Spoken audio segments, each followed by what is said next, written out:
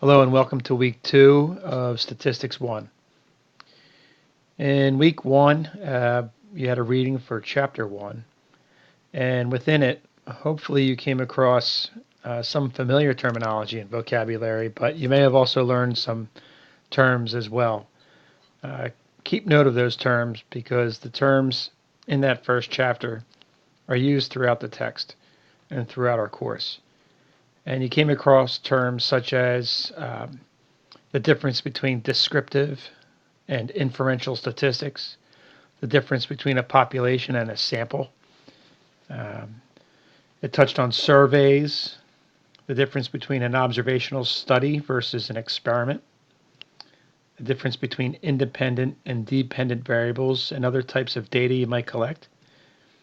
So, as chapter 1 went through some of those key terms needed, we're going to move forward to chapter 2 for this week, where the focus will be on organizing the data that might have been collected in either an observational study or an experiment.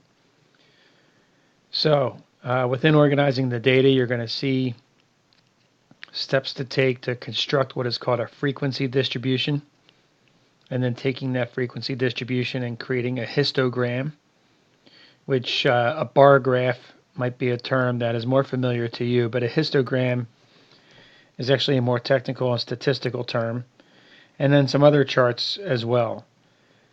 So you're going to read chapter 2 for this week. And again, pay attention to the key terms and vocabulary because they're used throughout the text. And we're going to use them as well in our activities. But also for week 2, there are some items to complete. You'll see items 2.16 and 2.17 on pages 44 and 45. But I want to challenge you to use Excel to also complete these activities. So what we have created here is some screencasts on how to use Excel to help you with this. So I recommend first taking a look at this Excel's tool link and take a look at not the very first tab here, but the numbers 2, 3, and 4. This second one assures that you have the data analysis tool pack, which is a key feature in Excel that we're going to use throughout the course. If you've never used it before, you need to follow the directions on this screencast in order to make sure that it's active on your computer. And then take a look at the third and the fourth screencasts. These are going to walk you through how to complete a frequency distribution in the histogram on Excel.